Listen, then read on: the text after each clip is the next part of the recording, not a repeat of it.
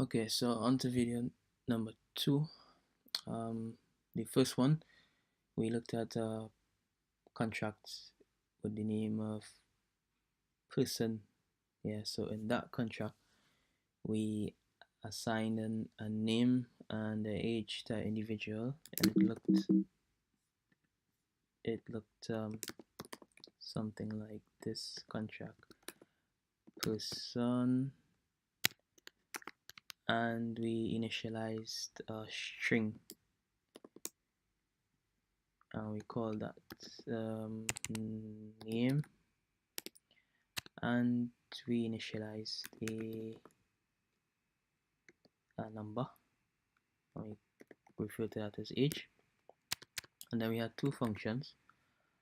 One was to input the age, and we had another to get, well, one function was to do an input for name and age, and the other function was a getter, so it got the name and the age.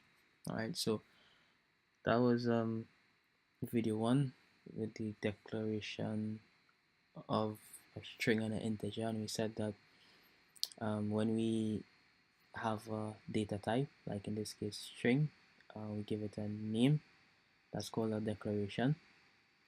Same as if we have an integer, a number, a data type integer, and we give that data type a name, in this case age, that's known as a declaration.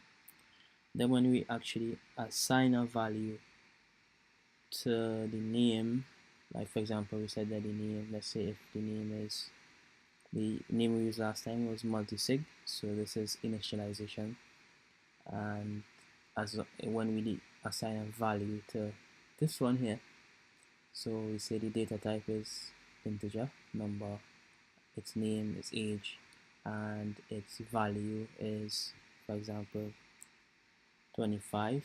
Okay, so that would be called initialization.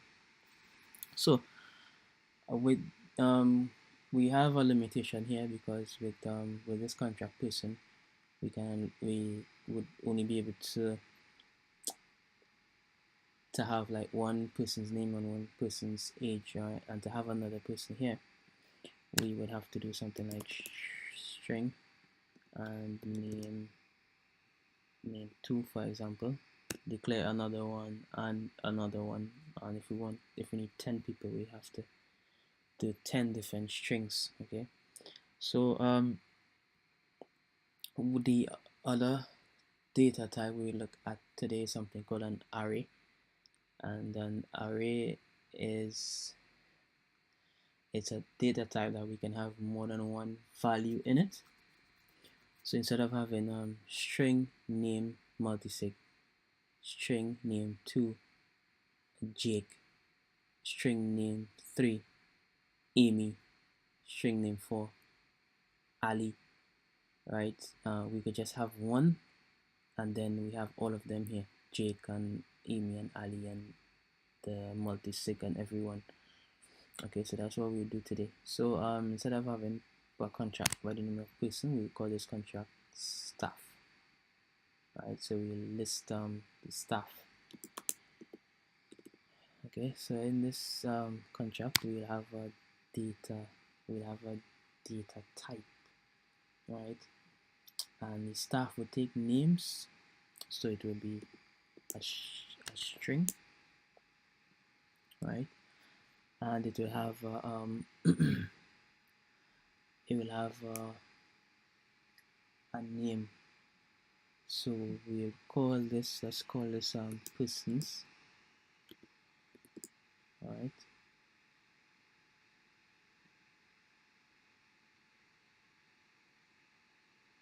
And now from here it looks like a regular string, but to make this into an array where we can accept more than one value to it, we will just do this. That's it, right? So here persons can take on multiple strings, you can take on multiple names, all stored in one, right? So we declared an array, we declared an array, we give it the name persons, of an array with the name persons of type string. So we would be able only be able to store in this strings, right? Strings as names, and so we would have a function to add people to the string, right? We can do it like manually from here, where we can just like do like this and just put like so we have names like let's see, just Jesse, for example, right? And we have come and we just go on, we can add it like this, add them like this, right? Or we can just declare it, which we will do because we want to add them from the console over here. Okay, so we have a function called add person, and this function, right? Well, so when we put this these brackets here after the function name, this is going to tell the function what to expect. Okay, what's coming, what are we giving it, right? So we're going to add to the array persons, which is of type string. Then we need to give it a string, right? So we give it a string, and in the field over here, this is gonna like take a name also. So we're gonna call this name, right? And then we are now going to add, right? We're now going to add it. So with this function, we're going to tell it, listen, this array, right? We want you to, okay, now we have a dot here, and this is not something, this is something we are now looking at now. Now a dot, what a dot does is call a property of of a variable, right? So let's go back again to get used to these words. This is our data type. This is our variable name. Okay, so our variable name. So when we have dot after our variable name, it calls a property of the variable. And variables have properties. They have built-in properties, right? It's like a house that has like house dot air condition, house dot cooker, house dot washer, house dot whatever. And we're going to call property when this property actually does something, and this property is called push, right? This property is called push, and what push does is it adds a value to the array. Adds a value to the array. Okay, so we're gonna push name. We're gonna push name into the array. Right, we're gonna push name into the array. So if we had another array with the name of like integer brackets age here, we would say persons dot, but with the name of age we have age dot push, and whatever we put in here will be added to the array. So if we push Jesse, and we can push Ali, and we can push Amy, we could push all of them, and they would just go one after the other into our array of persons. Okay. Now, secondly, we have a function called get person, as we discussed before, getters and setters. So this function get person is now awaiting a parameter. So it's awaiting something. What are we going to give it? And we are going to give it an integer, right? With the, let's use num, right? Let's call this num, and we'll actually go through this in a bit. So this get person returns a string, right? Because we want to give this function a number, and we want it to give us back a string, right? Because we want a name out of the array. We want a name out of the array. And then we're gonna say return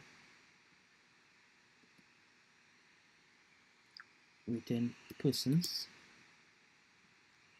and then now we're gonna tell it which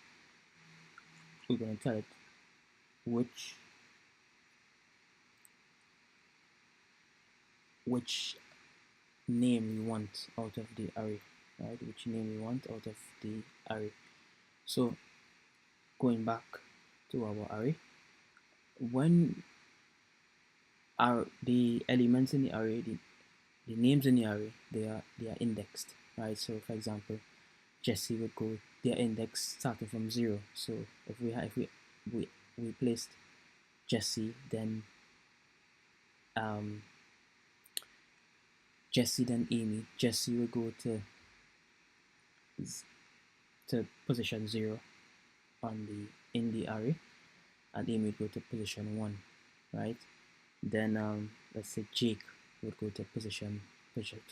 So we have 3 names in the array, but they have the tag 0, 1, and 2, and like this. So if we tell the get person function to return persons, and then we open the brackets here, right? Because if I mean, we need we need to identify, we need a number in here to tell it which name we want. We can't just put like persons like this. This won't work. So we do like this. So if we put 0, we're gonna get the first name in the array, and 1, we're gonna get the second name in the array. 2, we're gonna get the third name in the array. 3, we're gonna get the fourth name in the array, like that. But we want to enter, we want this number that we enter, we want it to be the position that we want. So instead of actually putting the number here, we're gonna use the number that we enter over on this side in the console, right? So whatever number we enter over here, let's say we enter 0, it's gonna pass this value to here. So we're gonna have persons 0, and then we're gonna get the first name in the array. So let's see how this works. So we compile this, okay, and these warnings are just telling us that, listen, we didn't declare, we didn't set a visibility for our function. We'll do visibility later on. And so we didn't set a visibility, they are going to set a visibility for us. We'll see after what this means.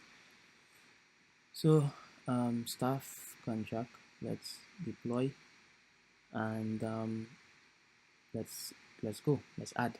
So let's go with number 1. So let's see, let's Ali, right? And so as we say, Ali would go to position number 0. And let's see, Amy should go to position number 1. And let's see, Jesse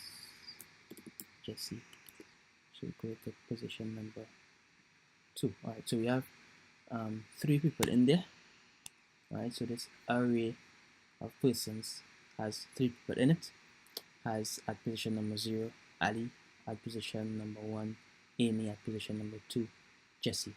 Alright, so let's use our get person function to put a number in here. So let's go for 0, 1, 2. So let's go for 1. Alright, so 1 should pull up 1 should pull up Amy as we Right, so this one here, it's what we told the function that okay, look out for a number, and this number, it's called num. Look out for it. So num is so one is coming in as num here, and then this num is going to be referenced here. So we're going to have persons, and the value in here is going to be persons 1, which should return Amy. So let's get person, and when we look down here, we should see Amy. You should see Amy. Okay. We could have displayed it here by just placing view here, but it works the same way. So okay, let's get person 0, and let's see who 0 returns, and 0 returns Ali.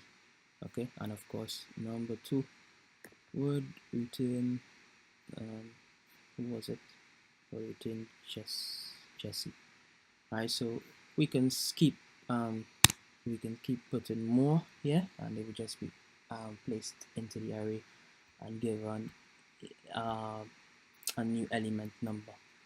Alright, so these are arrays, and arrays are useful for making lists. Alright, so we have a list of names, a list of cities, a list of numbers, a list of ages, and the like. So this is how we do arrays, which is a step up from just regular variables. Okay, so this was a new data type. Okay, type of array, and that's it for now.